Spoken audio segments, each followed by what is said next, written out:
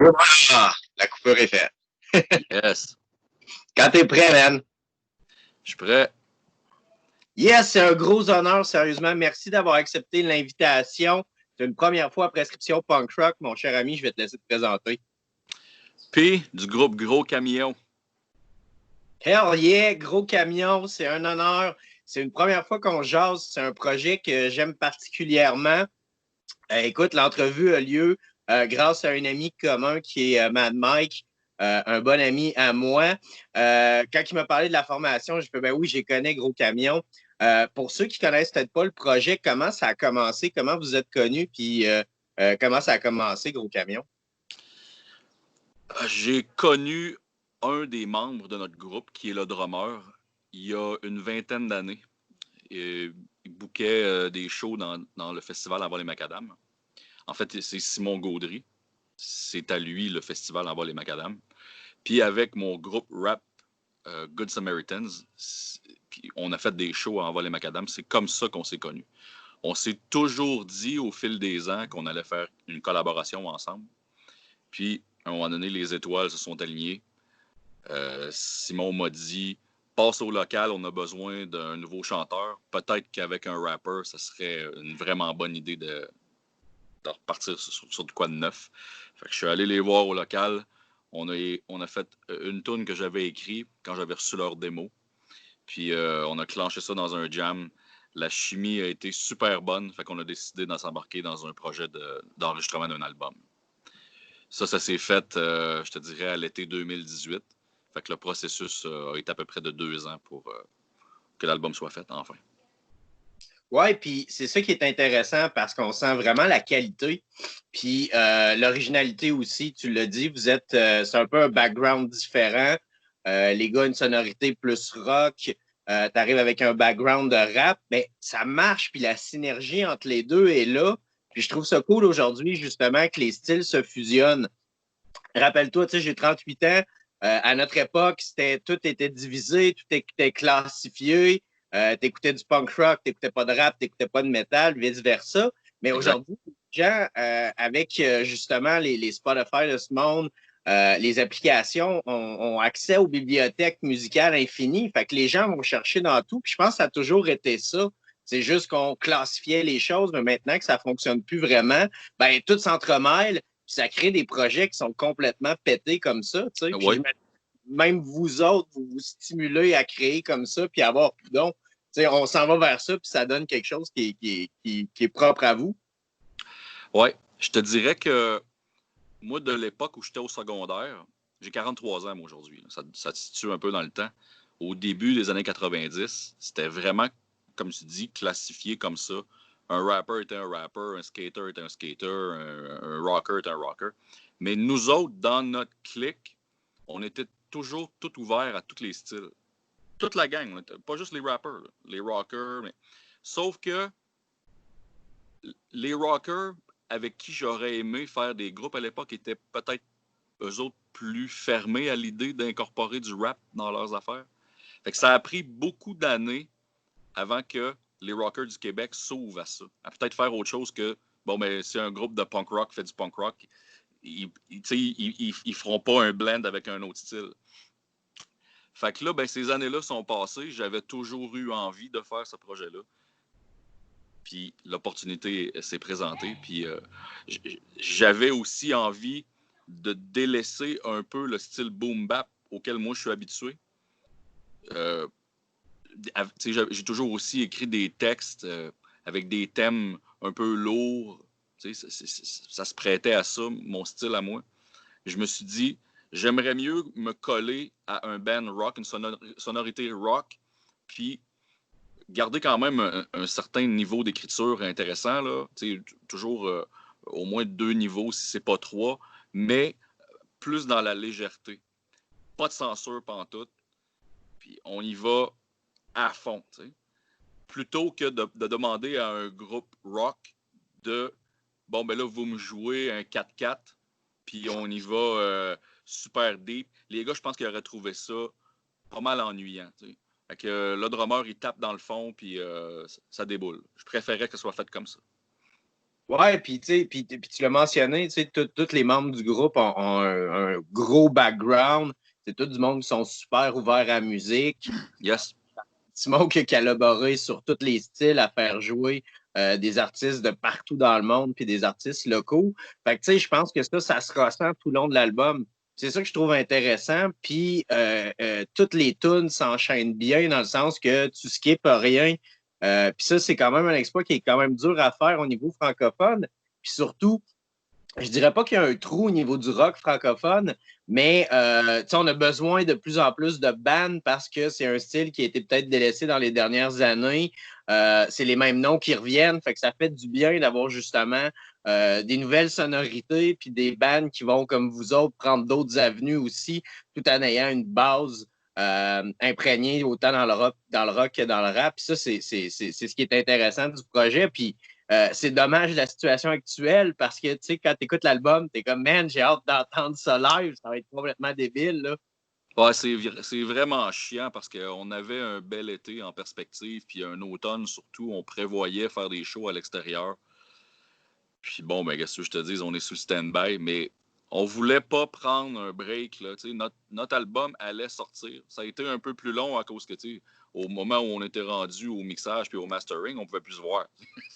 C'est pas pire timing, sacrément. Fait que là, ben, ça a pris peut-être une couple de mois de plus que prévu, mais on voulait vraiment y aller. On s'est pas dit, on attend que le bad trip passe pour sortir ça puis avoir un meilleur timing. Non, fuck it. Ça sera le deuxième album, on peut aller le timing. Là, on est allé pareil, puis on va essayer de faire des gigs à travers certains. On a fait notre lancement d'album il y a quelques semaines. C'était le 30 juin. On a fait ça dehors, dans un bar. Il y avait une cinquantaine de personnes comme c'était demandé. Et ça a fait du bien de jouer. Là. Ça faisait déjà une couple de mois qu'on n'avait pas joué. On va essayer de le refaire cet été, d'ailleurs. Puis c'est ça, c'est tellement arrivé vite, fait que ça a comme coupé l'herbe à plein de monde, mais je trouve ça cool que vous ayez choisi justement quand même de sortir l'album parce que, bon, les gens de un, il y a une belle vague de local, c'est-à-dire autant acheter local qu'écouter des bandes locales. Donc, tu sais, les gens étaient là pour écouter, puis pour certains, avoir plus de temps ou travailler de la maison, peu importe. Fait que, tu sais, au moins, ça, c'est cool parce que les gens en avaient vraiment besoin. Puis, tu sais, mentalement, la musique, c'est une thérapie. Tu sais, on ne vous donne pas votre cachet que vous devriez avoir parce que vous êtes tous des thérapeutes, les musiciens, mais vous n'êtes pas reconnus encore. Fait que ça fait travailler. Parce que vous méritez le cachet, veut pas, les gens vont décompresser, écoutent la musique. Puis ça, c'est ce que j'ai aimé, tu sais. Puis j'aimais que tu parlais justement, tu avais peut-être une approche peut-être plus dark au niveau des lyrics ou plus sombre ou des sujets plus lourds ou personnels. Mais je trouve quand même, il y a un petit côté sombre au niveau de l'album, mais les paroles sont vraiment hot. Puis ça, je pense que c'est aussi une force au niveau, tu sais, la musique appuie bien ça, mais on voit que la plume est là, qu'il y a beaucoup d'expérience, puis tu sais jouer avec les mots. Fait que c'est un français qui est quand même enrichi sur l'album. Ça, je trouve ça hot. C'est pas. Il y a des bands qui vont y aller plus basic au niveau des paroles, puis ça, je trouve ça hot. Moi, je suis un gars de paroles, j'aime lire les paroles, puis voir la signification en arrière de ça. Comment c'était l'écriture? Est-ce que c'était différent avec l'approche d'un band plus rock? Ben, premièrement, merci du compliment. Je te dirais que non, l'approche est la même. J'ai eu quand même de la facilité parce que la différence, je l'ai déjà souligné, c'est que j'ai décidé d'y aller plus dans la légèreté. Fac, c'est pas mal tout des angles, des thèmes que j'avais jamais explorés. Fac, beaucoup d'idées me venaient rapidement. Puis de la façon qu'on a travaillé, j'écris tous les textes, mais je laisse toujours la porte ouverte à la participation des autres membres. Fait que les idées de refrain, souvent, qui sont plus chantonnées, ben, c'est un autre membre, c'est le bassiste qui s'en occupe souvent. Il est drôle, c'est épouvantable. Fait que, lui, il a tout le temps sa place pour venir mettre son petit crunch. Là, puis le drummer, Simon, lui, des fois, il y a un flash, il y a un thème qui vient en tête, il me le pousse. à un moment donné, il y a un démo du producteur, là, en fait, de celui qui crée la musique, qui est le premier guitariste. Il me ship ça. Oh, là, ça m'allume sur un thème que Simon m'a parlé peut-être au local il y a quelques mois. Tu sais.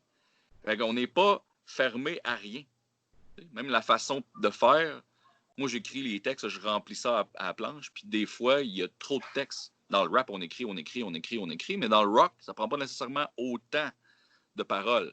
Fait que là, il y a une réalisation de base qui se fait en épurant le texte. Tu sais? C'est vraiment trippant. Là. C'est complètement différent de ce que j'ai fait à l'époque. Là. Puis, tu sais, c'est le fun parce que tu as pataugé dans plusieurs scènes. Il y a des éléments qui reviennent, il y a des éléments qui sont différents.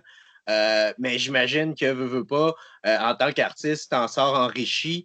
Tu sais, écoute, on patauge dans la scène métal, j'ai pataugé dans la scène rap, dans la scène punk. C'est ce qui est intéressant, justement, d'aller chercher les meilleurs éléments un peu, puis des combiner. C'est-tu quelque chose qui est venu naturellement ou c'était quelque chose qui s'est dit en tant qu'artiste? Je veux pas me fermer aucune porte, puis je vais aller chercher toutes les expériences possibles. Je me suis pas fermé de porte. Vraiment, là, c'est sûr qu'il y a certaines affaires que j'aurais pas osé faire. Là. Bon, je voulais pas trop de facilité non plus. Là. Pas complètement scraper ce que j'ai fait dans mon passé. Et en revanche, les autres rockers dans le band n'auraient pas non plus voulu s'embarquer dans le pop. T'sais, les gars, ils bûchent, ça fait 25 ans. Ils n'auraient pas cassé ça là, pour le fun, là, tu comprends-tu? Bon, on a gardé ce certain niveau-là. On est assez sévère là-dessus envers chacun de nous autres. Mais j'ai perdu un peu le fil d'où je m'en allais avec ça, là, je te dirais, mais tout ça s'est fait vraiment naturellement. Vraiment, là. Il n'y a rien de forcé. Ça part souvent sur des flashs au local.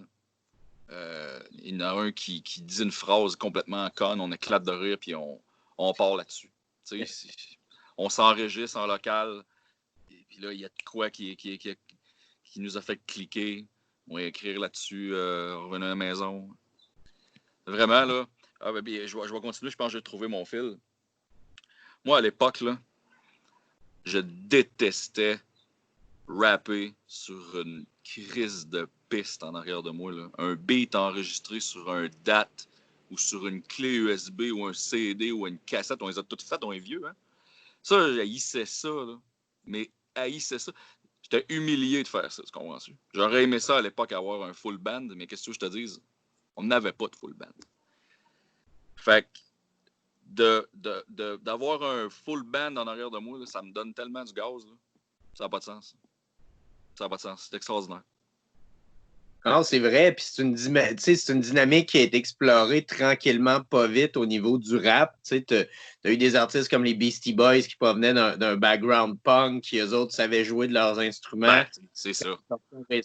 Fait qu'ils ont été capables par la suite, justement. Mais tu sais, souvent, ces bands-là avaient un peu d'argent aussi en arrière d'eux autres parce que pas. Ah ouais, il y avait des grosses productions. Les gars, ben, c'est ça, tu sais, fait que ça amenait cet élément-là, mais c'est quand même cool parce que tu as raison, tu sais, ça amène un élément d'énergie. Mais néanmoins, tu sais, quand tu arrives et tu es capable de kicker comme ça instantanément, tu sais, veux pas, ça développe, j'ai toujours dit l'improvisation, c'est ce qui fait, c'est ce qui t'amène à avoir une force suprême parce que veux pas, c'est spontané, puis il faut que tu te démerdes, puis t'as pas l'autre choix, il faut que ce soit bon, puis en même temps, tout est improvisé. Fait que ça, c'est catchy à aller chercher. Puis comme tu dis, il faut que tu aies un talent aussi naturel. Fait que ça, je trouve que c'est d'aller chercher une force aussi. Puis comme tu dis, de l'appliquer en Formule Band aujourd'hui, mais tu sais, ça va être décuplé. Ça va être cool parce que, Gros Camion, vous allez aller chercher un public quand même at large. J'ai comme un feeling. Puis comme vous êtes quand même des gens bien établis dans le scène, il va y avoir des punk rockers, il va y avoir des metalheads, il va y avoir du monde qui provient de la scène rap. Et je trouve ça cool parce que c'est ce que ça prend un peu dans la scène actuellement, justement, des bands pour unifier un peu tout ça. Parce que des fois, tu regardes les scènes, tu as l'impression qu'ils pataugent dans des univers complètement parallèles, mais Québec, c'est une petite place, puis on se côtoie tous, on va dans les mêmes salles de spectacle. Puis finalement, les vrais mélomanes, ben, c'est les mêmes gens qui reviennent. Donc, ça va être cool, cet élément-là, justement. Puis, tu sais, l'album est bon, fait que Merci. Les gens vont embarquer, en tout cas, embarquent déjà de ce que je vois dans les commentaires. Ouais. Écoute, je pense qu'on va ratisser large. J'ai vu jusqu'à date crowd complètement mêlé. Là, du monde qui aime le rap, du monde qui aime le punk, du monde qui aime le rock. On voit tout. Mais je pense qu'on va en choquer une coupe aussi. On est vraiment innocents. Là. On fait pas exprès pour changer le trouble. J'aurais aimé ça qu'il n'y ait pas le bad trip du virus, qu'on tourne un peu partout, voir c'est quoi la réception. Je vois qu'il y a une coupe qui vont être offensés. On vit d'une période où le monde, ils sont choqués pour rien. Je te jure que eux autres, ils vont nous trouver plates. Si, bois. Faire du bien, sérieusement, ça en prend. Il faut brasser tout ça. Puis surtout là, je pense que les gens vont avoir besoin de ça, de se faire brasser un peu. Parce que ça a tellement été plate les 3 derniers mois que un moment donné, quand ça va débloquer, puis, vous l'avez vu pour le spectacle, même à une cinquantaine de personnes, l'ambiance, puis le monde va arrêter de chialer sur bien des affaires, mais que les shows recommencent. Est-ce que ça va durer longtemps? Je ne sais pas. Mais les gens vont moins se plaindre puis vont se déplacer, se dire on est juste chanceux de pouvoir voir un show puis triper avec le band. T'sais. Ah oui, mais hein, puis c'est vrai pour nous autres aussi, là. On chiale moins de traîner le gear puis de déploguer le stock après le show aussi. Oh oui, c'est bon pour tout le monde. Puis gros camion, c'est une bonne vibe. Là, écoute, en plus que ça brasse, ça rock à la planche, puis on joue fort. Là, ben, on s'est seté plus, on a fait plusieurs shows, on réussit à entendre le vocal comme il faut, on voit le monde éclater de rire à cause qu'ils entendent les paroles comme ça. Le fun est vraiment cool. Là. On a du fun à mort. Ça va être hot, sérieusement. J'ai hâte que cette pandémie-là finisse et qu'on revienne à la normale. Toi, de ton côté, au niveau de ta carrière solo, y a-tu de quoi? Tu continues-tu à rapper? Comment ça se passe? Oui. Oh oui. Oh oui, je vais toujours avoir ça. Je continue à faire des apparitions sur des albums de d'autres chums qui sont dans le milieu. Moi, j'exclus pas non plus refaire du matériel solo en français ou en anglais. J'ai longtemps été exclusivement en anglais avec mon groupe Good Samaritans.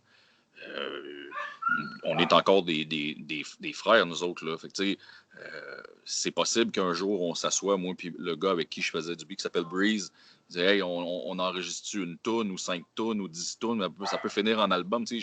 Moi, j'exclus rien de ça, c'est certain. Mais présentement, je me concentre à 100% à Gros Camion. C'est ça présentement qui se passe. C'est cool parce que vous avez été là au début. La scène rap au Québec est une scène qui s'est développée. Dans les années 90, ça a commencé. C'était une scène qui était super fragile. Au fil des années, ça s'est solidifié. Il y a eu des grosses années, il y a eu des années. Je pense que toutes les scènes l'ont vécu.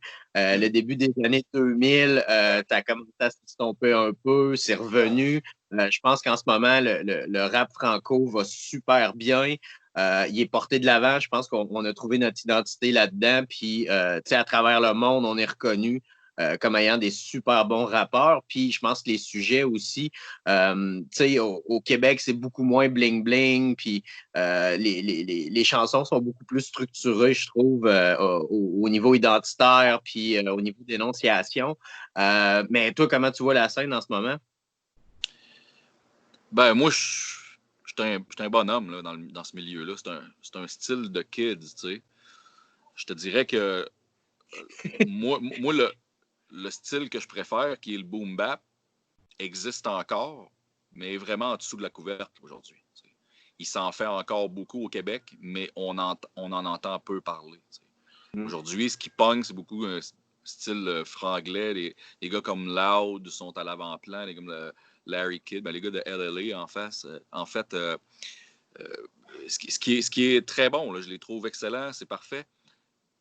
Par contre, c'est pas le même genre que nous autres. C'est un style très montréalais aussi, la façon qu'il s'exprime. On retrouve pas ce style-là vraiment nulle part ailleurs au Québec. C'est très, très... même dans le monde, là, je veux dire, il n'y a pas de Français en Europe qui font ce qu'ils font. Mais nous autres, on continue dans la même tangente qu'au départ, sachant très bien que notre style fait partie du passé. T'sais, en même temps, moi, je voudrais pas entendre AC/DC sortir quelque chose qui sonne 2020, comprends-tu? Si j'écoute du AC/DC, je veux les entendre Rocky, du vieux rock australien des années 80. Avec un featuring Billie Eilish, tu sais. Ouais, c'est ça. Non, non. Ressusciter Ronnie James Dio, puis amener-les. Tu comprends ça? Fait que c'est ça. On est old school, hein? Fait qu'on va vivre de cette façon-là. Et tout le matériel sur quoi je travaille présentement en parallèle à Gros Camion, c'est tout du boom bap. On est là-dedans. On est plein d'artistes qui font encore la même affaire. Mad Mike, c'est lui qui nous a fait le hook-up. Fresh Corleone, c'est G.A.B., BRH, c'est tous des noms de gars que je trouve qui font de la musique extraordinaire. Mais vu que la vague boom bap est passée, ben, on en entend peu parler dans le mainstream. T'sais.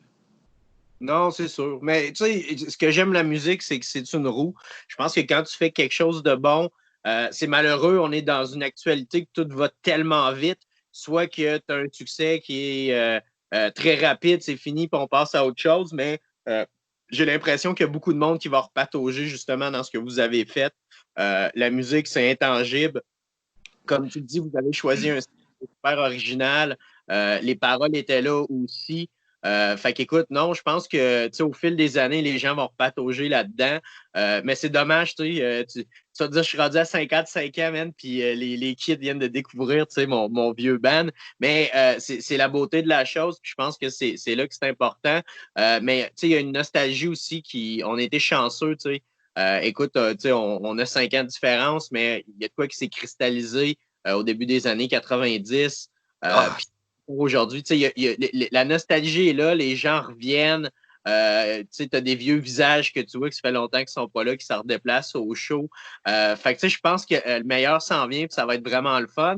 Puis encore une fois, je pense que vous êtes là au bon moment parce qu'aussitôt que toute cette histoire-là va finir, même si ça peut prendre encore un an, les gens vont avoir soif de musique puis de découvrir. Puis j'espère que cette mentalité de supporter le local va rester. Mais la meilleure façon de le faire, c'est d'acheter l'album. Définitivement, au minimum de le streamer à la planche, puis vous abonner aux pages des artistes locaux. Faites-vous un channel YouTube ou un compte YouTube, puis allez vous abonner au compte des artistes. Et ça, c'est des détails que, comme un immortel, ne sait pas, mais qui sont importants pour les artistes. Un channel YouTube d'artistes, je vais le dire de mémoire, parce que je ne le sais pas par cœur, mais ça prend une affaire comme 1000 abonnés puis 4000 heures continues d'écoute. Et si tu n'écoutes pas le channel YouTube de ton artiste, ça ne peut pas te débloquer à autre chose qu'avoir une page qui a 25 views sur un clip. Tu comprends-tu? En fait, oui, toi, tu comprends. Comprenez-vous? Fait que, streaming sur Bandcamp, streaming sur whatever you want, mais ça prend... C'est ça. Aujourd'hui, les achats de CD en magasin, c'est pas ça qui fait vivre un artiste. C'est les gens qui se déplacent dans des shows, puis c'est les gens qui achètent du merchandising, des calottes, des trucs. Les trucs, acheter des trucs qui sont belles à moi. Puis le streamer à la planche le stock sur YouTube, streamer, downloader les affaires sur Spotify. C'est ça, le support des artistes, on va y arriver à la gang de même, on va s'en sortir, c'est sûr. Ouais, puis t'as raison. C'est vrai que c'est vraiment rough avec YouTube parce que il y a des milliers de vidéos qui s'importent à la seconde. Fait que ta seule façon pour que les vidéos sortent dans l'algorithme de YouTube, c'est qu'il y ait quelqu'un constamment qui clique dessus. Fait que c'est là l'importance juste de partager. Puis tu sais, si vous n'avez pas les moyens d'acheter de la musique, comme tu dis, ben allez l'écouter, streamez-la. Mais apprenez les tunes pour les chanter live, par exemple. Là. C'est sûr, parce que du gros camion avec une grosse bière, c'est le fun. Là. Ça va être malade, sérieusement. Je vous félicite. Je sais que vous avez travaillé fort. Ça a pris 2 ans, mais ça valait vraiment la peine. Des fois, il y a beaucoup de groupes qui se dépêchent à faire un album, puis par la suite, en entrevue, ils m'avouent on n'a pas tant trippé, c'est pas tellement un bon album. C'est comme, man, vous l'avez sorti. C'est important d'être fier, c'est important de l'aimer. Au fil des années, cet album-là va devenir un classique, man! Et on le souhaite. Culte en plus, regarde là. Il s'appelle Tête à queue, l'album. Hein, tête à queue parce que on fait un jackknife avec une vanne, un rapper qui se ramasse avec un band rocker avec un rapper, puis une tête à queue, ça peut être aussi une tête à queue. Je vous l'ai dit, on est des innocents, c'est super. C'est qui a fait l'artwork de l'album? C'est ma femme.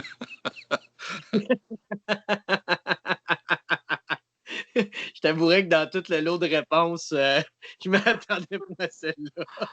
Ah, regarde, c'est extraordinaire. C'est extraordinaire. Elle a embarqué à la planche là-dedans. Elle nous a fait une super belle pochette. Je rêve de le voir en vinyle éventuellement. J'ai des chums qui travaillent dans le business de vinyle, le vinyliste. J'espère qu'on va leur faire un petit contrat. C'est vraiment le fun, sérieusement. Puis il y a un beau buzz au niveau des vinyles en ce moment. Allez vous procurer l'album, bien sûr, en CD. Achetez merch. J'imagine que vous avez des t-shirts, calottes. Ouais, t-shirt, calotte. Regarde, on veut tout faire, des tasses, des bucks, kiss style. On va en faire. Si ça prend des bubbleheads, on va faire des bubbleheads.